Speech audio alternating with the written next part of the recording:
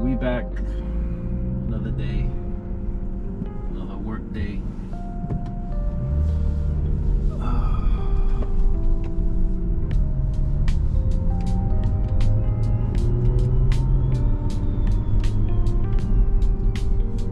Driving my 340. Let's get it.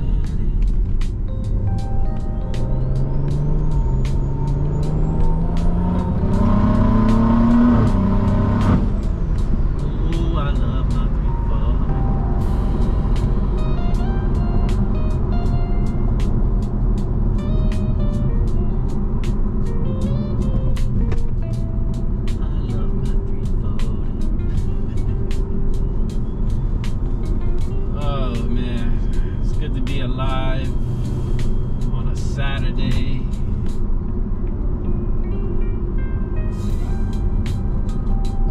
What to talk about today? Let's talk about exhausts, because I've been thinking about getting an exhaust for this car. What should I go with? Should I try the titanium catback from Alibaba? Should I just go through Valtronics and get a titanium one there? Should I even go titanium? Should I do stainless steel? I know there's pros and cons to both, but let me know what you guys think. What you guys run.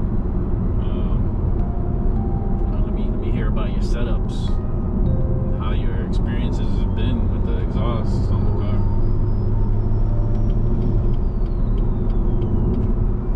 I just don't want to make the car super obnoxiously loud. And definitely something valved where I can just turn it off.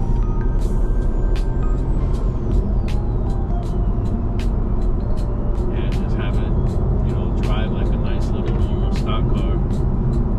But that's something that's been on my mind for a while.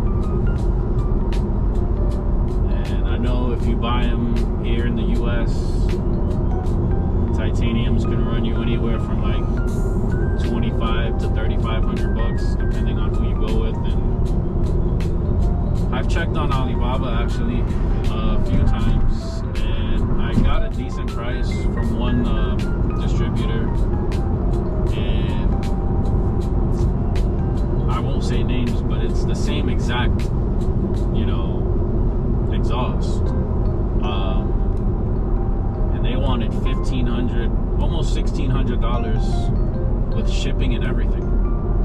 Of course, you gotta wait. If you want the air shipping, it's a little more expensive. If you wanted the cheaper shipping and you're willing to wait, then they'll send it on a boat.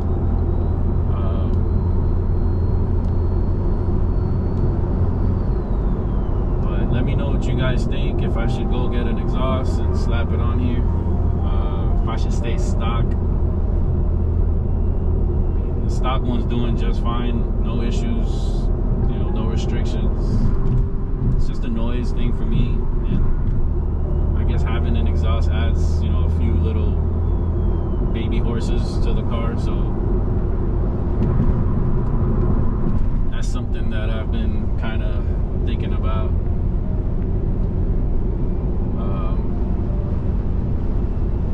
Also, I've been thinking about, instead of changing the high pressure fuel pump and staying DI only, how do you guys feel about PI? What's your experience with the PI?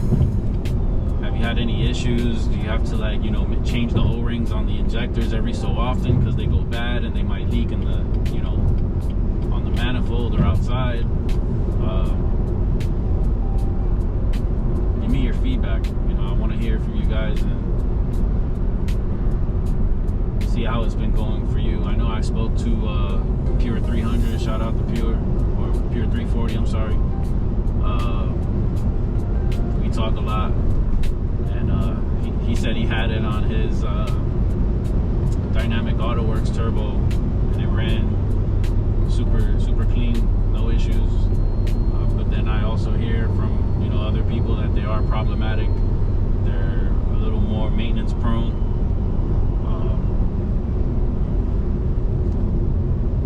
But it has been an option because I already have an intake manifold. I just haven't installed it. And what I think the fuel rail is just another 100, 150 bucks. And honestly, with my little setup, I think I'm good with, you know, some simple 750cc injectors that would probably run me like 350, 400 bucks. So I was thinking of going that route to add some more power eventually to the car.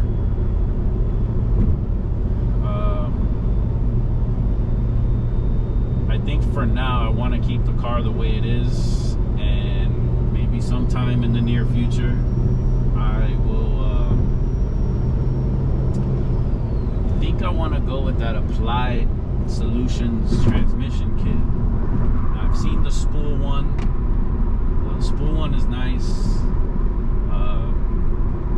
I heard some crazy things about Pure, where Pure is not even, you know, doing anything to the internals, and they're sending you back the exact same transmission with the factory parts in it and just stamping their name on it. Don't know how true that is. I would hope that that's not the case. You know, there's still a lot of guys that run Pure transmissions out there, and they run very well with a lot of power. So not sure if that was just a one-off or there was some miscommunication there between the person and Pure, but I do think it's a hassle also to take your transmission off, be without a vehicle if you don't have another daily or something, and basically send your transmission off at the cost of your own shipping, you know, shipping costs, and then send it back. What I was thinking of doing was actually getting a used one online and having that sent out to get done, which I'm sure I'm not the only one who thinks that way. And then you obviously have a backup transmission with the one you have on the car, where if anything happens to the one that you build, you still have another one to rely on. And I mean, it's not an easy swap, but it's a lot easier and faster if you have it in your possession and you have somebody that can take care of it for you. But we'll see how that goes.